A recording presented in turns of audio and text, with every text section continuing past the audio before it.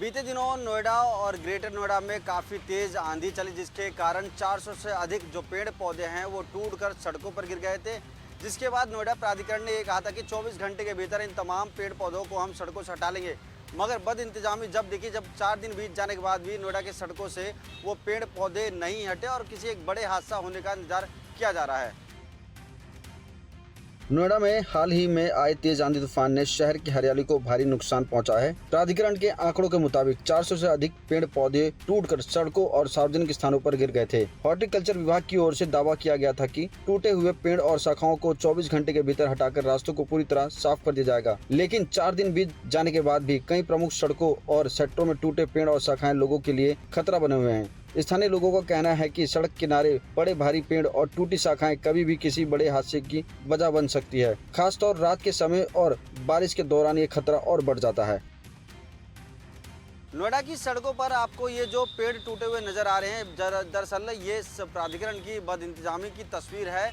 अब देखना ये होगा कि नोएडा प्राधिकरण किसी हादसे का इंतजार कर रही है, खुद इसको संज्ञान में लेकर इस सड़कों से इसको हटा दिया जाएगा। क्योंकि आसपास के लोगों का कहना है कि देखिए, जब हम सड़कों से गुजरते हैं तो ये बड़े जो पेड़ हैं हमें नज़र आते हैं और ऐसे में एक बड़ा खतरा होने का भी डर है। क्योंकि देखते हैं कि कैसे रात में जब लाइट चली जाती है, अंधेरा हो जाता है, तो इसमें कोई ना कोई हादसा हो सकता है और एक बड़ा, जिसे कह सकते हैं कि एक हादसे के रूप में तब्दील हो सकता है। महोबा से दिल को झकझोर देने वाली तस्वीर सामने आई है। यहाँ एक शख्स अपने बेटे और पत्नी की कब्र से ऐसा लिपटा कि वह कभी उठ न सका। कब्र को दोनों हाथों से लपेटे लपेटे उसने वहीं दम तोड़ दिया। 11 दिनों के भीतर हुई एक ही परिवार में 3 लोगों की मौत से पूरे गांव में मातम पसरा हुआ है। मामला महोबा जिले का है, जहां पत्नी और बेटे की मौत के सदमे को एक पति बर्दाश्त नहीं कर सका। बताया जा रहा है कि पत्नी और बेटे के निधन के बाद वह रोज उनकी कब्र पर जाकर घंटों बैठा रहता था। परिजनों के मुताबिक वह देर रात कब्रिस्तान पहुंचा और पत्नी बेटे की कब्र से लिपटकर रोता रहा। सुबह जब उसको ढूंढते हुए वहां परिजन पहुंचे तो देखा कि वह दोनों हाथों से कब्र को पकड़े हुए बेसुध पड़ा है। जब उसको जगाने का प्रयास किया तो उसकी मौत हो चुकी थी। दुखों का पहाड़ टूट पड़ा है। महज 11 दिनों के भीतर एक ही परिवार में 3 मौतों ने सभी को स्तब्ध कर दिया है। गांव में शोक का माहौल है और हर कोई इस हृदय विदारक घटना की चर्चा कर रहा है। पत्नी और बेटे को खोने का दर्द इतना गहरा था कि एक युवक की भी जिंदगी छिन गई। महोबा के चरखारी से जुड़ी यह घटना अपनों के संबंध और रिश्तों की गहराई की एक सच्ची कहानी है। जिसने भी इस घटना को सुना वह एकदम सन्न रह गया। कैमरा पर्सन अमन के साथ मैं धर्मेंद्र कुमार, हिंदी खबर, महोबा। आम आदमी की जेब पर लगातार महंगाई का असर पड़ता नजर आ रहा है। जहां एक तरफ राष्ट्रीय राजधानी दिल्ली में घरेलू गैस सिलेंडर के दाम में बड़ी वृद्धि देखने को मिल रही है। 29 रुपए दाम आज के दिन गैस सिलेंडर पर बढ़े हैं। 14 किलो 200 ग्राम वाला सिलेंडर अब 942 रुपए का हो गया है। देश भर में महंगाई के बीच घरेलू एलपीजी गैस सिलेंडर एक बार फिर महंगा हो गया है। सरकार ने घरेलू रसोई गैस की कीमत में 29 रुपए की बढ़ोतरी की है। नई दरें लागू होने के बाद दिल्ली में 14 किलो 200 ग्राम के घरेलू एलपीजी सिलेंडर की कीमत बढ़कर 942 रुपए हो गई है। गैस के दाम बढ़ने से लाखों परिवारों के मासिक खर्च पर भी सीधा असर पड़ता हुआ नजर आएगा। रसोई गैस के बढ़ते दाम के बीच आम जनता लगातार परेशान हो रही है और लोगों का बजट बिगड़ता नजर आ रहा है। बहरहाल कब महंगाई पर रोकथाम लगेगी और सरकार इसके लिए निष्कर्ष कब निकाल पाएगी, इस पर सबकी निगाहें बनी हैं। पश्चिम बंगाल की राजनीति में बड़ा भूचाल सामने आता दिखाई दे रहा है। चुनावी झटके के बाद तृणमूल कांग्रेस के अंदरूनी कलह खुलकर सामने आ गई है। दावा किया जा रहा है टीएमसी के करीब 20 सांसद पार्टी नेतृत्व से नाराज नजर आ रहे हैं और अलग राह पकड़ सकते हैं।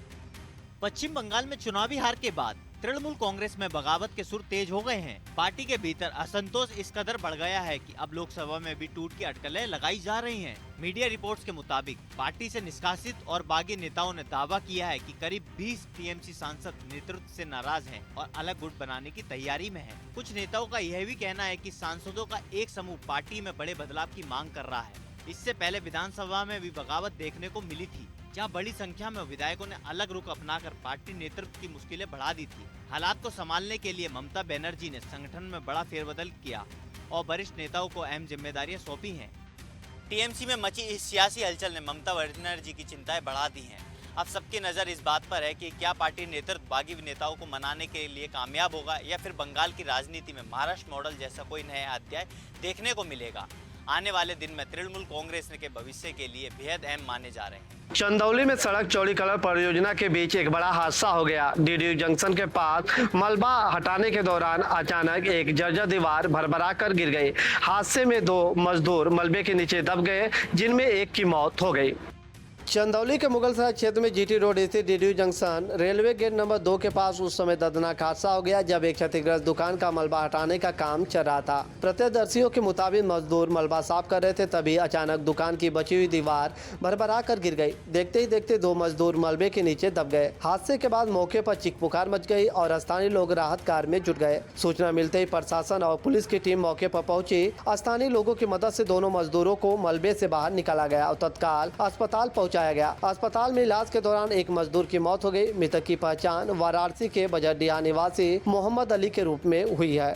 चंदौली में हुआ यह हादसा निर्माण और ध्वस्तीकरण कार्यों के दौरान सुरक्षा मानकों पर गंभीर सवाल खड़ा कर रहा है। एक मजदूर की जान जा चुकी है और दूसरा जिंदगी की जंग लड़ रहा है। अब जांच के बाद यह देखना होगा कि इसके लिए जिम्मेदार कौन है। क्या लापरवाही बरतने वालों पर कार्रवाई होगी। लखनऊ में मकान दिलाने के नाम पर करोड़ों की ठगी करने वाले गिरोह पर पुलिस ने बड़ी कार्रवाई की है।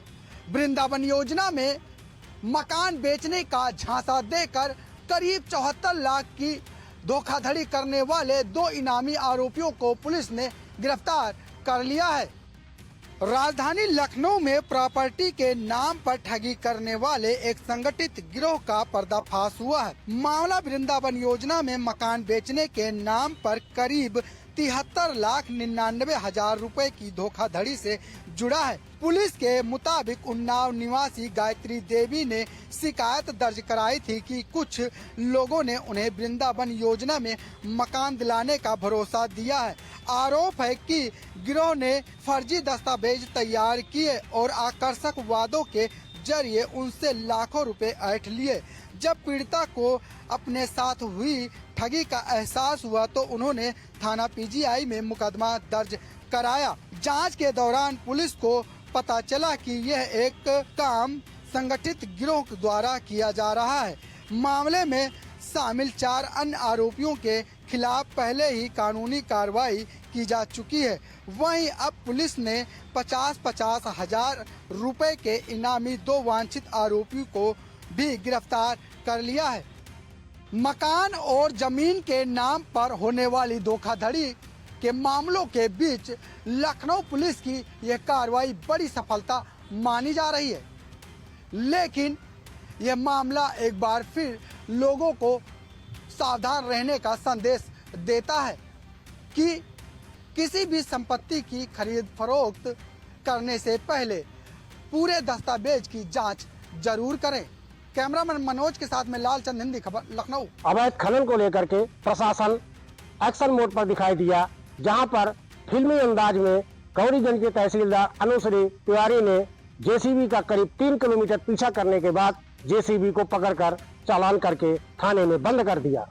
अमेठी के गौरीगंज क्षेत्र में अवैध खनन के खिलाफ प्रशासन ने बड़ी कार्रवाई की है। पचेरी गांव में अवैध मिट्टी खनन की सूचना मिलने पर नायब तहसीलदार अनुश्री त्रिपाठी राजस्व टीम और पुलिस बल के साथ मौके पर पहुंची। प्रशासन की टीम को देखते ही जेसीबी चालक मौके से भागने लगा, लेकिन नायब तहसीलदार ने हार नहीं मानी और सरकारी वाहन से जेसीबी का पीछा शुरू कर दिया। करीब 3 किलोमीटर तक चले इस पीछा अभियान के बाद जेसीबी चालक को बच निकलने का प्रयास विफल हो गया। भागते समय जेसीबी अनियंत्रित होकर एक गड्ढे में फंस गई, जिसके बाद प्रशासनिक टीम ने उसे कब्जे में ले लिया। मौके से एक डंपर भी बरामद किया गया, जिसका इस्तेमाल अवैध खनन में किया जा रहा था। जांच के सामने आया कि खेत में उपजाऊ मिट्टी को अवैध खनन से काट कर बेचा जा रहा था। प्रशासन ने जेसीबी और डंपर दोनों को सीज किया। वहीं अवैध खनन में शामिल 4 लोगों को हिरासत में लेकर प्रशासन पूछताछ की जा रही है। अमेठी में नायब तहसीलदार के इस कार्रवाई के बाद खनन माफियाओं में हड़कंप मच गया है, लेकिन सवाल ये उठता है कि कब तक उपजाऊ जमीन का दोहन प्रशासन की निगाहों से छुपकर किया जाएगा। फिलहाल इस कार्रवाई के बाद प्रशासन ने साफ कह दिया है कि खनन माफियाओं के खिलाफ सख्त से सख्त कार्रवाई की जाएगी विकास शुक्ला, हिंदी खबर, जनपद अमेठी। ग्रेटर नोएडा में महिलाओं से चैन लूटने वालों के बदमाशों के खिलाफ बीटा 2 पुलिस लगातार कार्रवाई कर रही है, लगातार ऑपरेशन जारी है। बीटा 2 पुलिस ने एक बदमाश के पैर में गोली मारी है। जिस बदमाश के पैर में गोली मारी है उसके खिलाफ लगभग 28 आपराधिक मुकदमे दर्ज हैं। ग्रेटर नोएडा के बीटा 2 थाना क्षेत्र में शनिवार देर शाम पुलिस और बदमाशों के बीच मुठभेड़ हो गई। यह कार्रवाई बाबा गोल चक्कर के पास की गई, जहां पुलिस संदिग्ध मोटरसाइकिल सवारों की चेकिंग कर रही थी। पुलिस को स्थानीय खुफिया तंत्र से सूचना मिली कि इलाके में चैन स्नैचिंग करने वाले बदमाश सक्रिय हैं। इसी सूचना के आधार पर पुलिस टीम ने चेकिंग अभियान शुरू किया। जैसे ही पुलिस ने संदिग्ध बाइक सवार को रुकने का इशारा किया, बदमाशों ने भागने का प्रयास किया और पुलिस ने टीम पर फायरिंग कर दी। पुलिस ने आत्मरक्षा में जवाबी कार्रवाई करते हुए बदमाशों का पीछा किया। मुठभेड़ के दौरान एक बदमाश के पैर में गोली लगी, जिससे वह घायल होकर गिर पड़ा। पुलिस ने उसे मौके से गिरफ्तार कर लिया। जांच में पता चला कि आरोपी महिलाओं से चैन लूट की कई वारदातों में शामिल रहा है और उसके खिलाफ 28 से अधिक गंभीर मामले दर्ज हैं। पुलिस ने आरोपी के कब्जे से लूटी गई सोने की चैन, घटना में प्रयुक्त सामान और अन्य आपत्तिजनक वस्तुएं भी बरामद की हैं।